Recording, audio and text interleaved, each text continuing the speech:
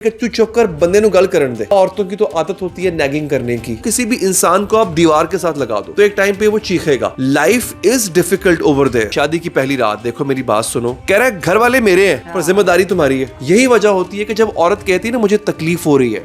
Hello everyone, welcome to another episode of heart to heart with Ali Haider. अच्छा अली हैदर, हमारे पास ना एक बहुत कॉमन क्वेश्चन आता है कि जो हस्बैंड्स हैं वो अपनी वाइफ के लिए स्टैंड नहीं लेते। Do you agree with it? और अगर ऐसा है तो प्लीज एक्सप्लेन करें क्यों।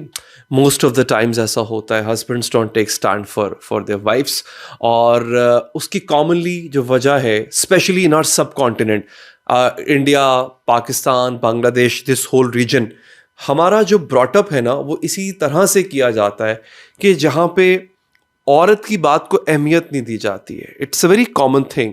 और बड़ी मैं आपको एग्जांपल दूंगा, it's a funny example. Basically मेरा ताल्लुक गांव से, I am from a rural area.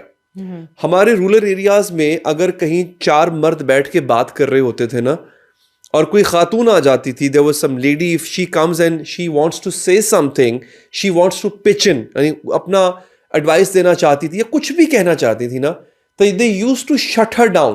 Punjabi में कहते थे कि तू चुप कर बंदे नु गल करन दे। यानी उसको बंदा भी नहीं समझते थे और उसको चुप करवा देते थे। सो ये ब्रॉटअप है हमारा, व्हेन वी बिलीव कि वो जो कह रही है इट्स अननेसेसरी। यहां तक बताया जाता है कि देखो बेटा, औरतों की तो आदत होती है नैगिंग करने की, so you don't have to pay attention to their nagging. यही वजह होती है कि जब औरत कहती है ना मुझे तकलीफ हो रही है, when she says that I'm in pain, या किसी की वजह से मुझे तकलीफ हो रही है, हम उसके लिए स्टैंड नहीं लेंगे बिकॉज हम उसको नॉन सीरियस समझ रहे होते हैं। हम उसकी पेन को, हम उसकी तकलीफ को, हमें लगता है कि it doesn't matter for us, importance नहीं देते, इंपॉर्टेंस नहीं है हमारे लिए। तो ये एक बहुत बड़ी वजह है। फिर एक और चीज होती है कि कहीं ना कहीं मैं सारे का सारा कसूर मर्दों का नहीं है। देयर आर विमेन जो कि नैग करती हैं, जो एक ही बात पर बार बार शिकायत करेंगी, जो किसी ऐसी बात पे बहुत ज़्यादा शिकायत करेंगी जिस पे शिकायत नहीं करनी चाहिए। हस्बैंड्स, अगर देखा जाए ना, अगर मैं अपने सब कॉन्टिनेंट की बात करूं, ये हमारी वीडियोस वेस्ट में भी देखी जा रही होगी, स्पेशली वो पाकिस्तानी इंडियंस जो वेस्ट में रहते हैं वो भी देख रहे होंगे। Life is difficult over there. और यहाँ पे लड़कियों की, वाइफ्स की लाइफ देखा जाए तो कई वजूहात की वजह से, कई रीजंस की वजह से आसान भी है। I was reading this article, in fact I was an article written by a housewife जो कि अब्रॉड रहती है। उसने ये आर्टिकल लिखा था कि पाकिस्तान, इंडिया, बांग्लादेश में जो लड़कियां रहती हैं, उनकी बहुत सी कंप्लेंट्स हैं, पर उनको अभी ये नहीं पता कि जो हम वहां पे रहती हैं, हम वेस्ट में रहती हैं, यूके, अमेरिका में रहती हैं, हमें कितनी मुश्किल का सामना करना पड़ता है। यहाँ पे आपके रिलेटिव्स हैं, यहाँ पे आपके पास हाउस हेल्प होती है, तो आपको there is no comparison. Topic किसी और तरफ हम निकल जाएंगे। मेन बात यह है कि लड़कियां भी नैगिंग करती हैं, but most of the times उनको मजबूर कर दिया जाता है to repeat their complaint, to repeat their desire for anything, क्योंकि उनकी सुनी नहीं जा रही होती। अब आप देखें ना, किसी भी चीज को, किसी भी इंसान को आप दीवार के साथ लगा दो, उसकी बात ही ना सुनो, एट वन पॉइंट वो क्या करेगा? He or she will start nagging. He will start complaining about it. She will start repetitively complaining about that thing ना। तो मेरे ख्याल में कि आप उसकी अगर सुनोगे नहीं ना तो एक टाइम पे वो चीखेगा और फिर आप कहोगे कि ये इसका जो रिएक्शन है ये अनजस्टिफाइड है। अच्छा, यूजुअली ये हमने देखा है कि मेनली जो इशू आता है वो आता है इन लॉज के साथ। This is always a conflict. जब भी स्टैंड लेने की बात आती है वो तब आती है जब when a man is not taking जो ज़रूरत होती है एक स्टैंड लेने के लिए वाइफ के लिए, कि अगर कोई भी उठता है उसकी इंसल्ट कर देता है या उसके ऊपर बात कर देता है, टॉन्ट कर देता है, कंप्लेन कर देता है, वहाँ पे हस्बैंड जो होते हैं, चले वी नॉट सेइंग कि you suppose to fight and be abusive और anything, but at least take a stand. And ये क्यों नहीं होता है हमारे मर्दों से? ये क्यों नहीं किया जाता इन लॉज के साथ? उनको मैटर नहीं करता।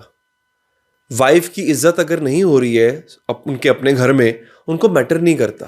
बिकॉज कई दफा ऐसा होता है, either they don't have the spine to stand for their wives, या फिर ये होता है कि उनको लगता है कि जो हो रहा है वो सही हो रहा है। ये this is what suppose to be, this is how a bahu should B. अब होता क्या है, शादी की पहली रात, देखो मेरी बात सुनो, मतलब वो एक्सपेक्ट कर रही है हस्बैंड आया कि रोमांटिक बात करेगा, कोई प्यार की बात करेगा। मेरी बात सुनो, मेरे घर वाले तुम्हारी जिम्मेदारी हैं। ये पूरी स्टेटमेंट ही कॉन्ट्राडिक्टरी है ना। So true. कह रहा है घर वाले मेरे हैं पर जिम्मेदारी तुम्हारी है। ये दोनों स्टेटमेंट्स कॉन्ट्राडिक्टरी स्टेटमेंट्स है ना भाई। या तो कह लो ना भाई घर वाले किसी और के हैं, तुम्हारे जब घर वाले तो जिम्मेदारी तुम्हारी है ना, उसकी जिम्मेदारी कैसे हो गई? सो सबसे बड़ी जिसे कहते हैं ना कि एक जहालत, इग्नोरेंस जो कि हमारे इस पूरे सोसाइटी में पाई जाती है वो यही होती है। वी एक्सपेक्ट कि ये जो आई है she will take care of the complete household, failing for it, if she fails in it she is subjected to verbal abuse, then physical abuse. और फिर वो स्टैंड क्यों लेगा? बिकॉज उसको लग रहा है कि ये तो बहू थी, इसकी जिम्मेदारी थी, ये वाइफ थी, इसकी जिम्मेदारी थी, ये पूरी नहीं कर पाई है। If she is being punished for this and treated like this तो जस्टिफाइड है, वो क्यों करेगा? आई थिंक कहीं ना कहीं डीप डाउन वो खुद अपनी वाइफ की रिस्पेक्ट नहीं करता, इसीलिए उसको जैसा आपने कहा मैटर ही नहीं करता कि वो इस तरह। और फिर सबसे एक जो उसका जो एक बाय प्रोडक्ट है वो ये होता है कि उसके बच्चों की रिस्पेक्ट नहीं हो रही होती फिर उसके खानदान में। आप ये नोट कीजिएगा, वैसे तो मोस्टली नार्सिसिस्टिक लोग ऐसा करते हैं, they don't respect their wives and they don't care if she is not respected elsewhere as well. लेकिन हो ये रहा होता है कि इनको अपने बच्चों से प्यार तो बहुत होता है जो नार्सिसिस्ट लोग होते हैं, लेकिन इनके बच्चों की इज्जत नहीं होती है। अगर आप अपनी उनकी माँ की इज्जत नहीं कर रहे हो ना तो I can bet my neck on it कि आपके बच्चों की भी इज्जत नहीं होगी। सो अच्छा, इसका मतलब ये भी नहीं है कि आप लड़ाई झगड़ा मोल ले लो अपने पेरेंट्स से। जी, मेरा यही आपसे नेक्स्ट क्वेश्चन था कि अगर इस तरह का कुछ हो रहा है विदाउट बीइंग अग्रेसिव या कुछ बदतमीजी के उस बाउंड्री लाइंस को क्रॉस किए बगैर, आप क्या बताएंगे कि हमें क्या करना चाहिए? उन मर्दों को किस तरह स्टैंड लेना चाहिए for their wives? A man, a husband, I always say this, should act as a buffer zone between his parents and his wife. Okay. पहली बात तो ये है कि जो भी कुछ शिकायत है ना हस्बैंड को, सॉरी उसके इन लॉस को या लड़की को अपने इन लॉस से, it should be routed through husband. मेरा ये मानना है, इन माई एक्सपीरियंस, हो सकता है कुछ लोग डिसएग्री करें, मुझे लगता है कि कभी भी आमने सामने मत करवाओ। नई नवेली दुल्हन को अपने इन लॉस के से मुंह दर मुंह नहीं होना चाहिए। There should not be a confrontation between both of them, both the parties.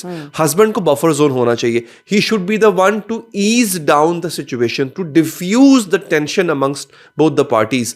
और उसके लिए देखिए दोनों का अपना अपना मकाम है। पेरेंट्स की रिस्पेक्ट को लूज नहीं करना चाहिए, वरना इल्जाम किस पे आएगा? बहू पे। और ऐसा होता है कि देखा ये आई थी तो इसके बाद हमारा बेटा नाफरमान हो गया, इसका बाद हमारा बेटा जो है हमसे झगड़ा करता है। ये नहीं होना चाहिए। You should keep in mind कि उनकी रिस्पेक्ट है, but you should call spade a spade.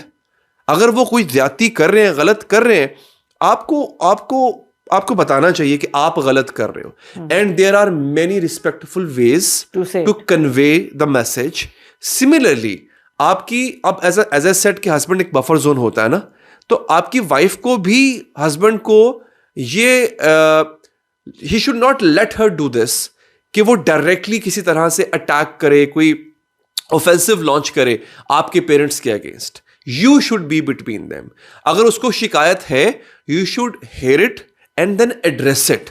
या अगर कुछ ऐसा जो कि आपकी वाइफ ने ऐसा किया जो कि नहीं करना चाहिए था, देन अगेन आप वाइफ क्या डिमांड कर रही है आपसे? रिस्पेक्ट और प्यार।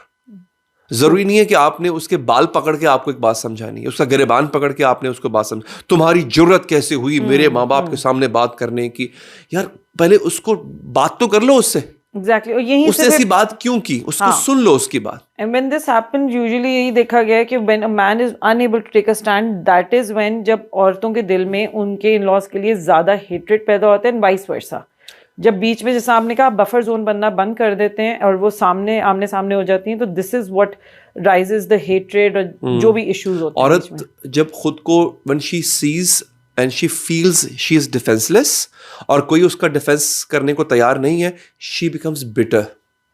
ये बिटर औरतें क्यों होती हैं? घरों में इतनी सख्त गिर जिसे कह लें आप, या उनकी जुबान सख्त हो जाती है। कुछ की तो होती है ना, मैं सब उनकी बात नहीं कर रहा, लेकिन ये क्यों हो जाती है? क्यों? क्योंकि उनको पता होता है कि उनको डिफेंड करने वाला उनका हस्बैंड नहीं है। Thank you so much. Please हमारे चैनल को सब्सक्राइब करें and keep watching the videos and do like and share. Thank you so much Ali.